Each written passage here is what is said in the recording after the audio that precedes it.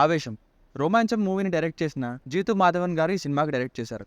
Nearly 2 hours 40 minutes run టైంతో థియేటర్స్లో మలయాళంలో release అయిన ఈ సినిమాని సబ్టైటిల్స్తో చూసిన తర్వాత నాకైతే ఫస్ట్ హాఫ్ అయితే thoroughly engaging, second half starting నుండి ఒక 40 minutes వరకు బోర్ కొట్టింది. మళ్ళీ లాస్ట్ 30 minutesలో ఇన్వాల్వ్ అయ్యా. ఓవరాల్గా cinema crazy and hilarious film అండి.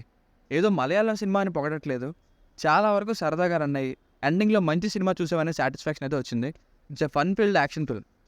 ఫ్యామిలీతో చూడొచ్చా అంటే ఎస్ చూడొచ్చు. అడల్ట్ కంటెంట్ ఒక దగ్గర సెకండ్ హాఫ్లో ఉన్నప్పటికీ పెద్దగా ఇబ్బంది పెట్టదు, సో చూడొచ్చు.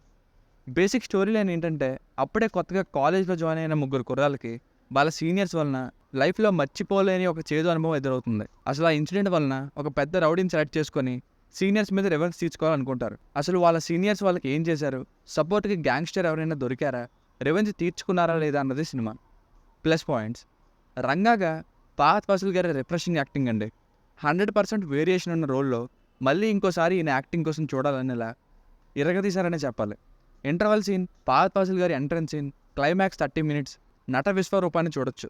స్టార్టింగ్ చూసి ఏంటి తెలిసిన ముఖాలు ఒకరు కూడా లేరు అనుకుంటాం, కానీ కాసేపటికే ఫహద్ ఫాసిల్ గారి కంటే ఎక్కువ కనిపించే ఇంకో ముగ్గురు కుర్రాళ్ళ పర్ఫార్మెన్సెస్తో వీళ్ళ క్యారెక్టర్స్కి మెల్లగా అలవాటు పడి ఇన్వాల్వ్ అయిపోతాం. కామెడీ సీన్స్ చాలా చోట్ల ఉన్నాయి అండ్ కామెడీ చేస్తూనే మరో పక్క ఫైట్ సీన్స్ని పెట్టారు. క్లైమాక్స్లో ఎమోషనల్గా కూడా చూపించారు. బీజిఎం బాగుంది. సాంగ్స్ అయితే మలయాళంలో ఆ మీనింగ్ ఏంటో సబ్టైటిల్స్లో చూసినా కానీ సిచ్యువేషన్కి హై ఇచ్చేలా ఉన్నాయి. క్లైమాక్స్లో వచ్చే ఇల్లు మినాటి సాంగ్ విన్నాక ఒక మంచి ఫీల్ వచ్చింది. సినిమాటోగ్రఫీ కూడా చాలా బాగుంది అండ్ సినిమాలో హీరోయిన్ లేకపోవడం అనేది కూడా కొత్త పాయింట్నే చెప్పాలి. మైనస్ పాయింట్స్ సెకండ్ హాఫ్ ఒక 40 minutes సాగదీశారండి. సాగదీయడం అంటే మామూలు కాదు, లెంతీ రన్ టైం అనే ఫీల్ వచ్చేసింది దెబ్బకి.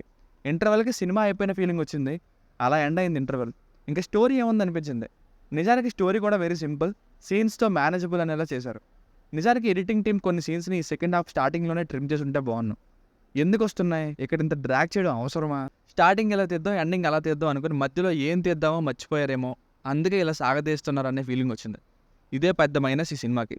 సో ఫైనల్గా ఆవేశం అనే మూవీకి వర్డిక్ట్ ఏంటంటే ఎంతో స్ట్రెస్ చేసి చెప్తున్న సెకండ్ హాఫ్ స్టార్టింగ్ రన్ టైంని పక్కన పెడితే సరికొత్త యాక్టింగ్తో, చాలా అన్ని కామెడీ సీన్స్తో, మంచి స్క్రిప్ట్తో ఈ సినిమా ఒక వర్త్ వాచింగ్ ఫిల్మ్ అండి. ఆల్రెడీ 13 daysలో 100 crores కలెక్ట్ చేసింది. It's a fun field action film. దీనికి రేటింగ్ వచ్చేసి ఇది నా ఒపీనియన్ 3.25/5. మీకు కనుక రివ్యూ నచ్చినట్లయితే మరిన్ని రివ్యూస్ కోసం మన ఛానల్ని సబ్స్క్రైబ్ చేసుకోండి. Thank you.